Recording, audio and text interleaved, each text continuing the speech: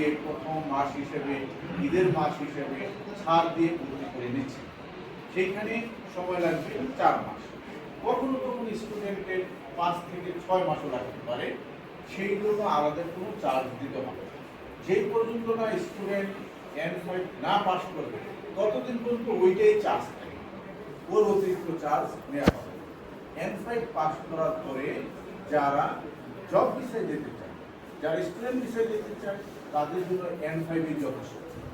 যারা জব ভিসায় যেতে চায়, চাকরি ভিসায় যেতে চায় জাপানে, তাদের N4 পাস করতে হবে, সাথে স্কিল টেস্ট দিতে হবে।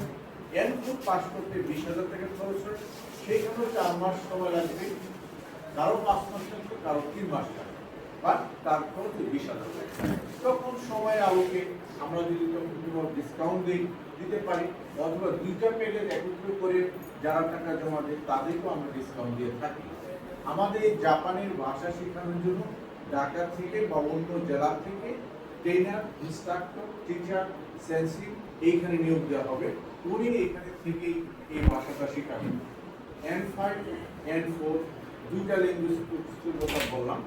N4 পাস করে জব ভিসায় যেতে পারেন, আর N5 পাস করে স্টুডেন্ট ভিসায় যেতে পারেন।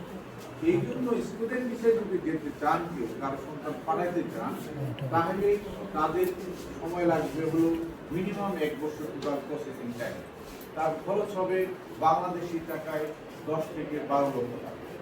তাদেরকে যে স্টেটে পড়বে ওই স্টেটের অনুসারে টোকিও, ওসাকা, ওকলাহোমা, এক একটা স্টেটে এক একটা স্কুলের এক একজনের খরচ। সেশন ফি হয় হলো 6.5 থেকে 9.5 লক্ষ টাকা। আর ওইখানকার থাকার বিল দিয়ে যেতে হয় 6 মাসে, সেখানে খরচ হয় 1.5 লক্ষ থেকে 2.5 লক্ষ টাকা।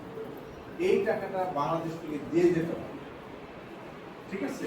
দেন ওইখানে লেখাপড়া করে সে ইঞ্জিনিয়ারিং করতে পারে বা